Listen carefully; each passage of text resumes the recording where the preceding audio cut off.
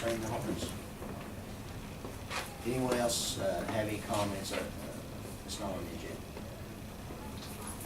All right, we'll go ahead and move forward to discussion concern and possible action. We have a letter from the prosecuting attorney. You all have it in here. Like, you want me to read it, or you just wanna? Why don't you summarize what the letter's about? I've taken a look at it. Basically, he had a new employee that left, her prosecutor job in Boone County to come here. She gave up a pay cut and her PEIA insurance, so now she's tendered her notice to leave that position, and he's hired a new one that's basically doing the same thing. She's coming from the public defender's office, but she's taking a pay cut and she's losing her PEIA insurance. So he wants, the commission to approve her hiring effective July 15th and increase her salary to $30,000 per year, kind of rounding up, and it would be about $634 more than what she was gonna get. Is that $634 more per, is that like the total? I'm guessing per year, yeah, the way he wrote it out, I didn't check that, but I'm guessing. Okay. So, do we, any discussion on that? If not, I'll ask for a motion to approve the hiring effective July 15th. I second. Is that all yes? Yes. And I'll need a motion to go ahead and approve the change in the salary as detailed by Mary there. I move. Is that all yes? Yes. All right. We're going to unfinished business, possible action. We have we'll have Tri-River Transit Board member to be appointed this morning. We have advertised the position, and we had, what, 2 people? Actually, we have 4. We have 4 total. Okay. Want me to say, you have it all in there, you want me to say the names? or- Oh, you got them in here? Yes. Okay.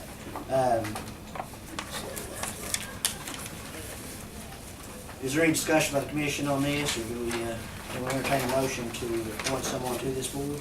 I move to appoint Ed Baker. Is there a second? I'll second. Is that an all yes? Yes. All right, Mr. Baker, you're on the board on Transit.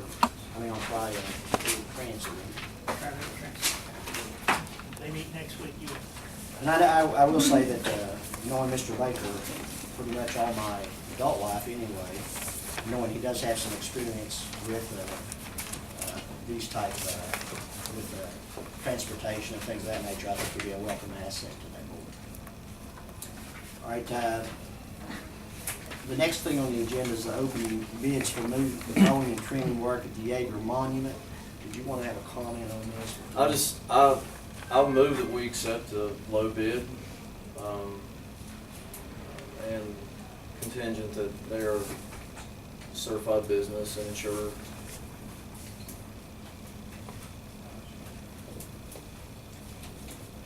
Did you make that as form of motion? Yeah, that's what I said. I move that we accept the low bid, given, certification, business certification and insurance. How many bids do we have? 2, and even though I put open bids, neither one were sealed.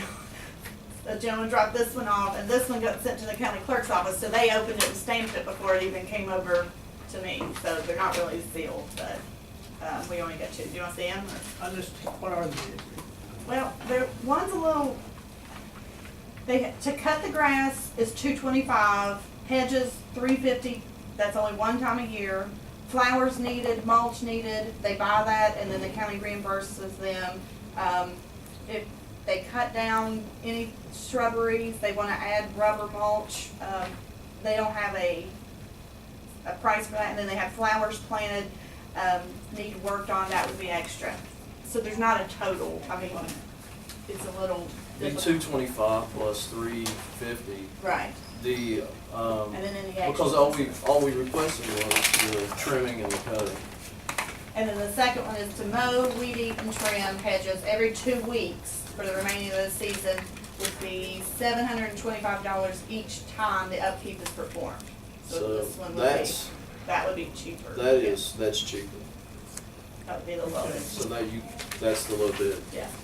I'll second the motion. Is that an all yes? Yes.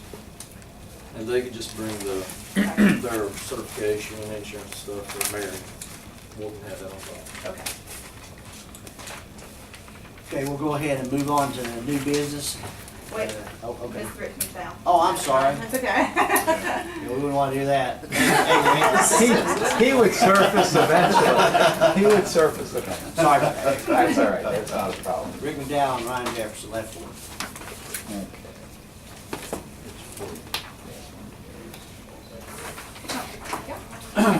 Let me give you a quick update on phase 4.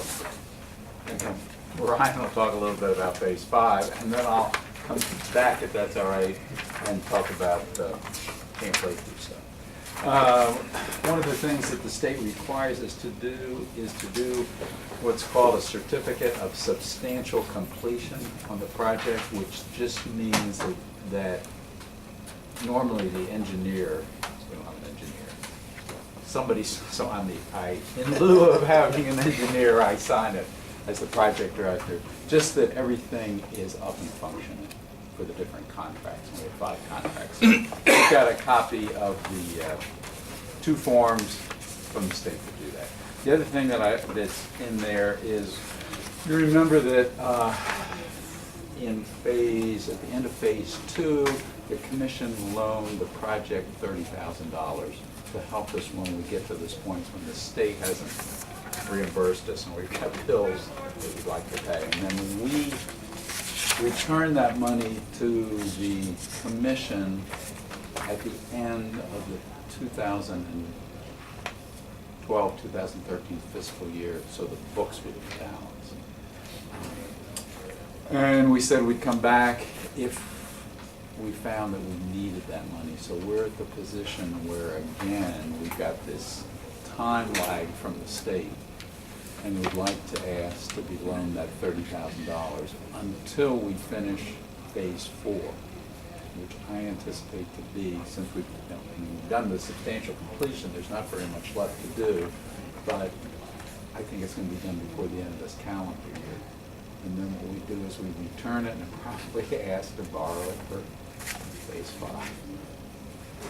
So there's a formal request there for us.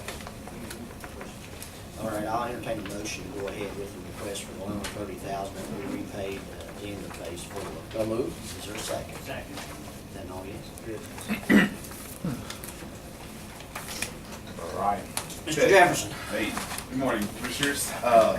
The great news is the time lag is finally starting to cease a little bit. We got revisions for the technical specifications for phase 5, and I've been working on those. Actually, my plan is to turn them in today. Last time I talked to the representative of the DEP named Corey, he kind of said he wants to try to start advertising the project the 1st of August. And he also said that we have to advertise it for 30 days. So at this point, if everything goes the way he thinks it should go, then we're going to start advertising August 1st. Then September 1st, I'm going to start working on the pre-bid site visits. And hopefully we'll maybe open bids for it around September 13th, I think was the last time I looked at my dates. If we can manage to get it off the ground quicker, of course, that's what I'm going to attempt to do, but, he kind of controls the schedule at this point because we've been waiting for a little while. So, but the good news is we got the revisions, so that's a big barrier that we've overcome, and hopefully we'll have that done within the next week or so. So that's phase 5 right now.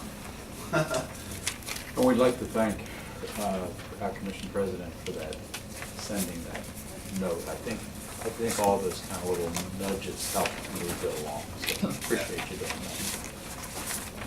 Okay, quick update on Camp Lakeview, if that's okay. We've been doing this free Wednesday thing. Commissioner Matthews and his family, his whole family, his children and his wife and his mother and his father have been real helpful with that.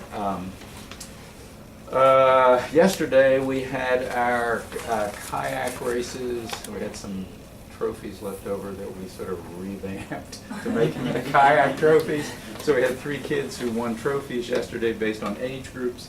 Attendance has been pretty good. Unfortunately, all the days that we've had it have been overcast days and sort of threatening rain at the beginning, so I think that's kept some people away, but we've been averaging in the 20s, 25, 29 kids, total people. So I think it's That's more than before. It's more than before. Of course, we're doing it every Wednesday, so that's real good. I think it's a well worth thing for the community to do. Kids are having, I mean, you know, at this picture here, you had a 5-year-old kid who won a kayak contest, and he's not a very big child. But it was something he learned to do at the camp. He didn't come with that skill, so. Appreciate your all's help. Well, you know, I with think that. anytime you get these kids involved in things outdoors like that, that require physical activity, it's important that we try to do that. And the only comment I will say is I think the only person that can fit into a kayak would be a 5-year-old. We have some I don't pros. fit into it. If I sit in a kayak, I fall over, so. We would